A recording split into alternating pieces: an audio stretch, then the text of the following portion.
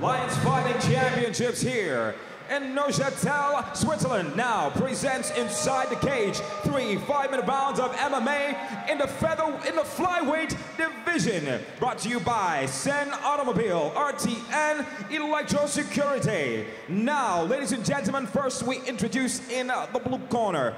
She, a Bellator veteran, standing 168 centimeters tall and weighed in at 57.3 kilograms. As a professional, her record stands 16 victories, 11 defeats to a single draw and a single no contest. Representing Meguro Gym, fighting out of San Fernando de Apure, Venezuela, presenting Carla Benitez.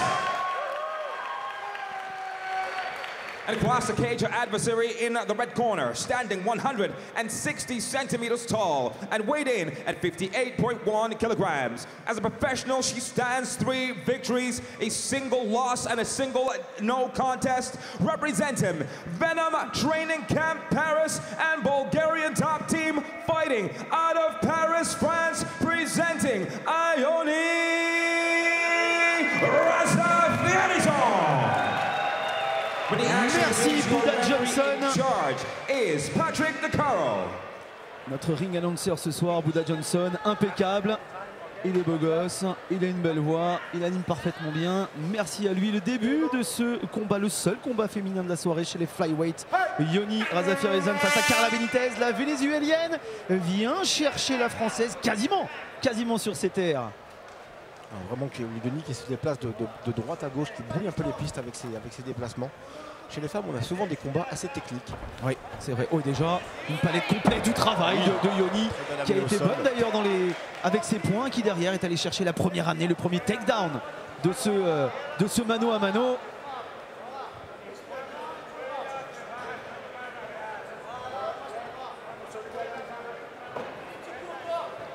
Ioni qui a tout de suite fait la différence. On ne l'a pas vu venir du côté de Benitez, cette tentative, cette amenée. Elle l'a subi tout simplement. Et derrière le travail, la palette de Ioni qui doit faire la différence. On le disait sous les yeux de Voirin. On a Carla Benitez qui bloque complètement le jeu. Il n'y a pas de travail, elle bloque le jeu. Et bah justement, ça l'arbitre l'a tout de suite vu. Et c'est pour ça que ces deux demoiselles ont été obligées de se relever. La concentration, mais également la détermination impressionnante de Ioni. Elle a une manière de se déplacer qui est assez intelligente, elle brouille complètement les pistes, on la voit partir à droite, à gauche, et hop, elle lance son amenée au sol. Et puis vous l'avez vu peut-être sur l'envoi des points, elle est aussi efficace qu'elle est discrète, parce qu'on a tendance à penser qu'elle va travailler le haut du corps. Elle arrive à descendre très vite pour enchaîner au niveau du corps. Alors je ne sais pas ce que va donner ce combat, mais chez les femmes on a aussi parfois des grandes différences de niveau en fait. C'est pas comme chez les hommes, on a beaucoup d'hommes qui se valent sur le combat. En fait, chez les femmes, les différences de niveau sont plus importantes. Voilà, pour l'instant, si Benitez est d'un niveau similaire, Ioni a fait la différence. Elle est parfaitement installée dans ce premier round, la francilienne. Belle amenée au sol. Training Camp.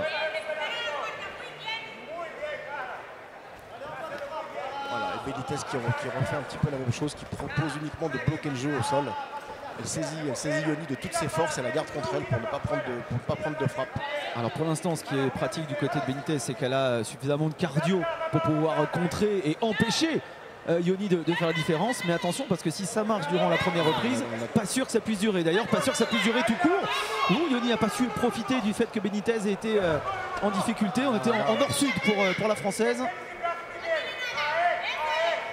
Et allez, elle continue son travail de sape avec une nouvelle amenée.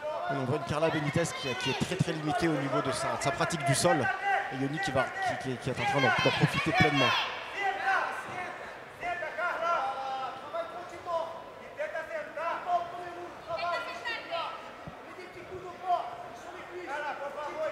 C'est pas évident quand on a une combattante comme ça qui sert de toutes ses forces. Il faut réussir un petit peu casser la prise, casser les saisies pour pouvoir placer les frappes au sol. C'est ce que Ioni est en train de faire. Il faut quand même se méfier, pas trop s'ouvrir pour ne pas prendre de risque de clé. Voilà. Et là, mine de rien, on a Carla qui a pu tenter une clé de bras, un juji. faut faire attention à ça. Et là maintenant elle part sur un triangle. Bien défendu par Yoni. Ouais, comme quoi on a sous-valorisé le sol de Benitez, mais parfois sur quelques fulgurances, elle est capable aussi de faire la différence. Elle a peut-être un petit peu du mal quand il y a les frappes, mais quand le jeu s'ouvre, on n'est jamais à l'abri d'une clé de bras.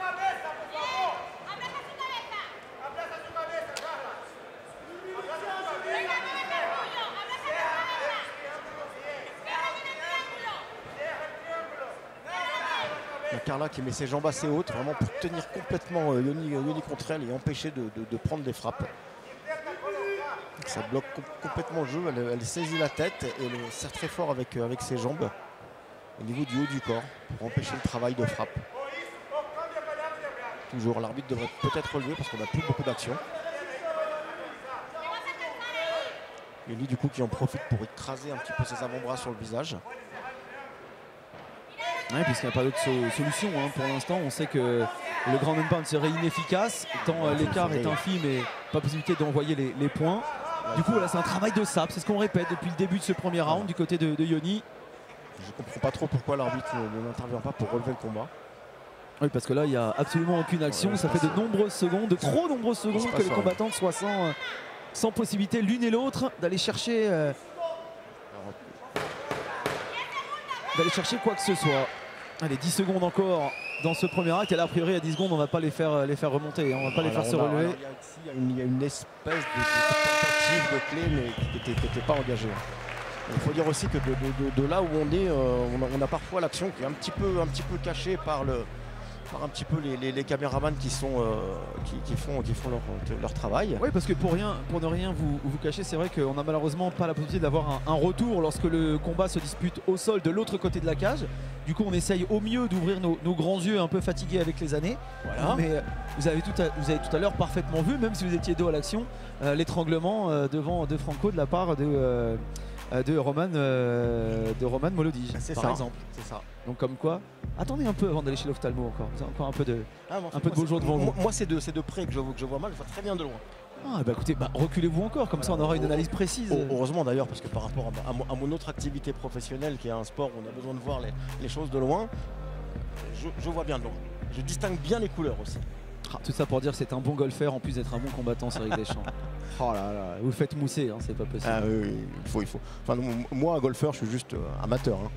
Allez, l'inter-round de cette première à deuxième reprise avec un avantage assez net quand même hein, par Yoni, puisque Reza Firizon a été vraiment efficace, même si on a vu une fin de round qui était moins intéressante que le début de ce fight. Les échanges ont été quand même dominés. Et on va reprendre le combat. Par la combattante tricolore. Allez, c'est reparti pour le début de cette deuxième reprise. Il va falloir trouver d'autres solutions quand même. Give our female contestants some noise, make some noise, ladies and gentlemen, give them some hands, come on, give them some encouragement.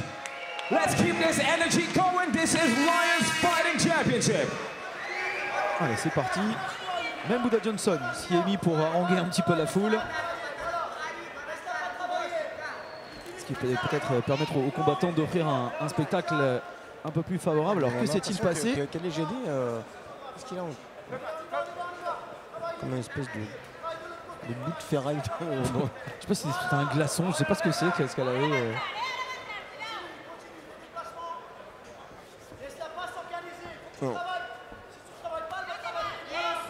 Ouais, les premiers coups envoyés par Benitez à la face.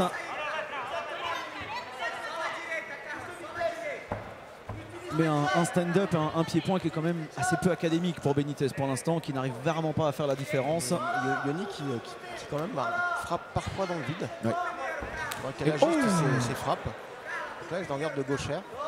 Tiens, vite qu'on parlait de H-bomb tout à l'heure, elle était pas loin de nous faire l'arc, elle aussi, hein, Yoni sur ce bras gauche. Et on n'a pas vu beaucoup de coups de pied aussi pour le moment. Non, c'est vrai, très peu. Étonnant hein, ces coups parfois donnés par les combattants de MMA qui envoient les points sur les cuisses. C'est assez surprenant hein, parce que c'est 99,9% du temps assez inefficace. Alors c'est inefficace mais en fait ça permet de pouvoir amener entamer un amené au sol en fait. On met le coup de poing sur les cuisses et tout de suite derrière on part sur les jambes pour pouvoir amener au sol. Donc c'est davantage pour trouver la distance et aller chercher autre chose. Voilà, et puis brouiller un petit peu les cuisses, brouiller brouiller les signaux qu'on va donner à son adversaire pour pouvoir placer une technique. Donc on n'est pas sur un coup pour faire mal, mais pour varier les plaisirs, dirons-nous. Voilà, et puis pour préparer des actions. Razaf Sarizone qui tourne autour d'un adversaire bien installé dans la cage, mais une adversaire qui est pour l'instant inefficace. Ça, c'est Carla Benitez. sur le sujet sur lequel on était, c'est une des clés aussi du MMA, c'est de pouvoir ramener son adversaire sur une technique pour pouvoir lui en placer une autre qui est complètement presque à l'opposé. Cette technique est beaucoup utilisée justement, tout à l'heure je parlais de Greg Jackson, l'entraîneur de John Jones et Georges Saint-Pierre, qui travaille énormément là-dessus en fait.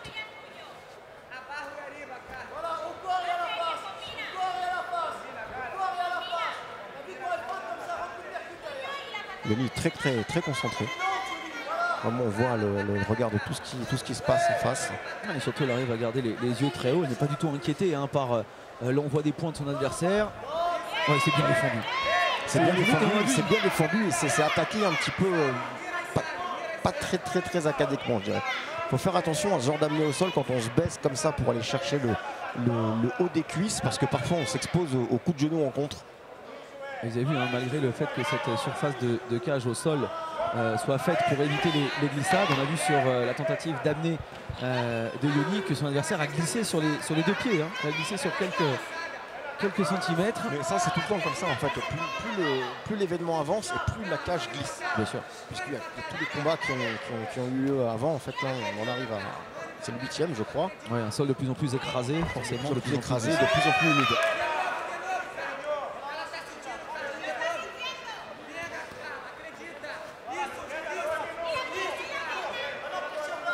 Yoni qui va devoir tourner encore davantage pour prendre la mesure de son adversaire. C'est ce que demande aussi Daniel Voirin à sa combattante. On a un deuxième round assez partagé. Oui. Yoni qui vient mettre la pression dans la cage. Et là on se dit qu'une amenée au sol ou un coup majeur pourrait faire la différence et permettre à l'une ou l'autre de remporter. Et avec Carla Benitez qui a la position de boxe taille. En revanche ça va être dur pour envoyer les genoux là-dessus, Cédric. Qui sur le visage pour éviter de prendre la pression contre la cage. Alors pourquoi pas l'amener au sol qui pourrait faire la différence.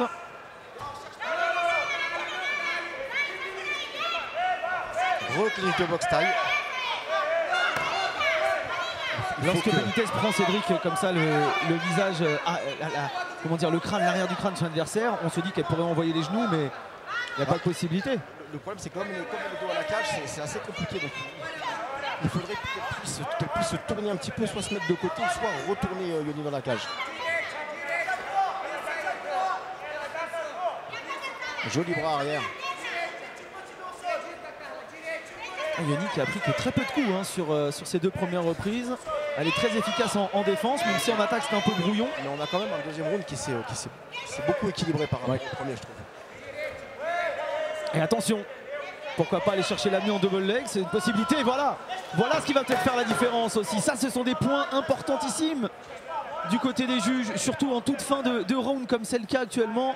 Elle prend une position sûre en plus, elle est en demi-garde, elle prend son adversaire contre la cage. Cédric, c'est cette amenée qui va lui faire gagner le round à Yoni. Hein. Sûrement. Un amené au sol, ça compte beaucoup de points. Et surtout lorsque le combat est extrêmement équilibré et que finalement ni l'une ni l'autre n'ait pu faire la différence. Puisqu'on juge, alors ça dépend des règlements, mais on a tendance à juger sur les trois dimensions du combat. Donc la dimension boxe, la dimension lutte, et donc lutte avec donc l'amené au sol et la dimension sol. Donc là on a eu deux dimensions partagées. Boxe c'était assez partagé, sol il n'y en a pas eu. Et la dimension lutte où Yoni a marqué un point important. Et s'il n'y avait pas eu cette amenée, derrière, les juges prennent en compte l'agressivité et le contrôle de la cage. Exactement. Et là, on peut penser que Yoni était de toute façon devant son adversaire. Donc elle aurait eu un avantage sur le round. Certainement. Oui, a priori, alors on n'est pas juge forcément, mais si on se base sur un 19-19 pour l'instant général, je pense pas qu'on soit loin de la vérité. Hein, tout alors, on garde toujours, on parle toujours à la conditionnelle quand on parle des jugements, parce que les juges ont leur propre monde. Les voix des juges sont impénétrables. C'est ça. On est sorti très vite de la cage du côté du clan Benitez. On a pris davantage son temps. On a profité de la minute. Ça aussi, c'est l'expérience de Daniel Voirin qui a eu à être corner sur des garçons qui ont joué des ceintures à l'UFC quand même. Rien que ça. Donc il connaît les impératifs d'avoir une vraie minute de récupération et de travail pour le round suivant. Le dernier, le troisième de ces 3 rounds de 5 minutes. On a les filles qui sont Ils sont en pleine forme, je dirais, qui n'ont pas l'air très éprouvés par leurs deux rounds d'avant, parce qu'ils sont certainement très bien entraînés. Crochet large et low kick intérieur pour Ioni. Les deux sont passés avec plus ou moins de réussite. Il faudrait accélérer un petit peu le jeu. Et surtout Carla Benitez qui doit faire la différence maintenant. Donner un peu du spectacle, montrer que les femmes sont au niveau, qu'elles s'engagent. Après, avec deux rounds pour elle, a priori, Ioni a moins besoin de chercher. Voilà. Elle a moins besoin de faire le spectacle et d'aller chercher coûte que coûte la différence. Elle peut même perdre ce round sans avoir pour autant le combat perdu derrière. Ouais, on la sent quand même tout en contrôle, Ioni.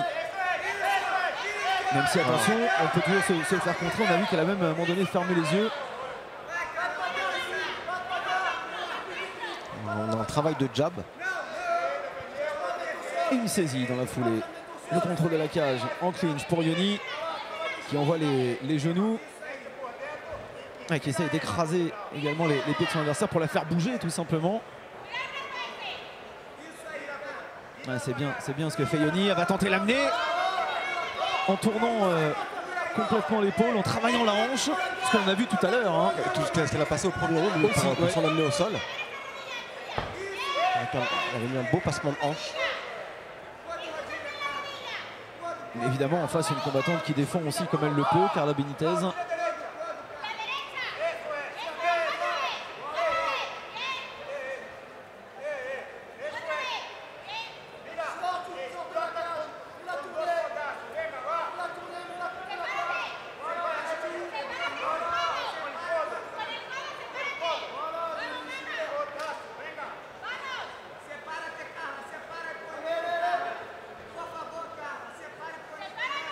On est toujours sur cette saisie, ce travail en clinch, bien difficile à sortir du côté. On a quand même un arbitre qui va pas vraiment non plus dans le sens du spectacle par rapport à ce combat. Il devrait quand même plus casser les prises et les faire repartir quand ça s'enlise un petit peu, comme c'est le cas. Ouais, mais par rapport à tout à l'heure, Cédric, pour dédouaner un petit peu l'arbitre, il y a quand même davantage de travail. On essaye de varier les coups, on essaye d'abord le haut du corps, on essaye les genoux. Donc c'est difficile à arrêter également. Hein. Surtout, on demande à ce qu'on ne s'agrippe pas à la cage du côté de Benitez. Une première fois, une deuxième fois, voilà, on ne s'agrippe pas à la cage. Ouais, elle a du mal à le comprendre, ça, la vénézuélienne. Elle est avec les mains agrippées au grillage. C'est évidemment interdit. Le genou d'Ioni pour essayer de se dégager. Le genou extérieur. On essaie de nouveau d'écraser les pieds, Cédric. Il y avait le dos à la cage qui est reparti dans l'autre sens. Ouais, le retournement est bon. Hein. Oui, très bon. Ouais. Ioni qui vient rechercher dans les jambes un peu. Elle a utilisé cette technique depuis le début du combat. Et encore une fois, ça pourrait se jouer. Hein, ce comptage à 10 points pour celle qui s'imposera sur une amenée au sol, sur un takedown. Un amené au sol qui est un peu entre deux en fait, qui n'est pas un amené dans les jambes ou un amené vraiment sur le haut du corps. Et nouveau retournement, c'est cette fois-ci Ioni qui a le dos au grillage. Ioni a une belle position, elle a mis les mains sous les deux aisselles. Ça c'est une position très avantageuse. Derrière elle met les genoux. Elle pourrait servir de cette position pour projeter son adversaire, mais je pense qu'elle a peut-être envie de la garder contre la cage. Ouais, on essaie de retourner. Ioni qui se retrouve de nouveau Ioni qui est contre la cage avec vraiment les deux mains sous les aisselles. Et là, la position est tellement bonne qu'il n'y a plus rien à faire. Et intelligemment, on va les faire partir pour cette dernière minute. Une minute encore. Carla n'a pas vraiment, alors peut-être qu'elle n'a pas voulu aller au sol, elle n'a pas vraiment profité de ça. C'est la dernière minute. C'est la dernière minute pour Ioni. Elle sait qu'elle a le combat pour elle. Il va falloir. Elle a mis le coup où il le fallait. Entre les yeux de son adversaire, il lui reste moins d'une minute. Il faut sortir de cette situation difficile, hein, du fait d'être collé à la cage pour aller faire définitivement la différence. L'œil de Carla qui est complètement gonflé. Ouais, parce qu'elle a pris des coups, hein, la Vénézuélienne. Elle a vraiment un œil qui est bien touché. Alors ça, il faut faire attention parce qu'une frappe dessus et ça peut tout de suite s'ouvrir. Allez, encore quelques secondes à peine. Vous allez voir qui est le premier à regarder la cloque. Il sait qu'il reste moins de 15 secondes. Taper contre de taper pour signaler qu'il est resté 10 secondes dans le round. On est dans le money time. Les 10 dernières secondes de ce face-à-face entre Ioni Razafia-Rizon et Carla Benitez que va remporter sans doute la combattante française. même si on lève les bras, bien sûr, ce que dit Voirin, sa combattante, lève les bras, bien entendu. C'est toi qui t'impose. Et ça, c'est aussi le travail et l'expérience d'un entraîneur. Voilà, de mettre un petit peu de... Alors, du côté de Voirin, pas d'intox. L'intox, ça a été un petit peu plus du côté de Benitez, même si... Oui, il y en a toujours un petit peu. Après, même si... Ouais, mais les amener au sol, on fait la différence. Oui, il y a un premier round qui est largement à l'avantage. Même s'il y a un match nul sur le dernier round, ça fait 2-1 au final. Donc bon, il n'y a pas de problème, il n'y a pas de doute qu'a priori... On a quand même Yoni qui a mené le combat un petit peu dans sa physionomie, dans son ensemble. C'est ça. Ce ne sera pas le plus grand combat de l'une et l'autre, mais c'est à l'expérience et avec de la sérénité quand même. On l'a pas vu en difficulté une fois, hein, la combattante française. Non, elle n'a jamais été mise en danger. On va attendre évidemment la confirmation, évidemment, hein, emmenée par Buda Johnson. Alors, on a Daniel Voirin qui, lui, il faut frapper l'arbitre là. Il saisit la cage. Attention. Il s'est accroché. Oh, il peut être serein quand même. Ouais. Il peut être évidemment serein. Alors ça discute encore avec les juges. L'arrivée de Buda Johnson qui va pouvoir nous annoncer la décision de ce combat. Ladies and gentlemen, this bout goes the distance, 3 rounds. We go to your judges' decision. Scoring the bout 29-26, 30-26, 30-27. Declaring your winner by unanimous decision in the red corner, Ioni. Et décision logique. Décision unanime et juges qui ont mis les notes qu'il fallait aussi. Voilà, vraiment.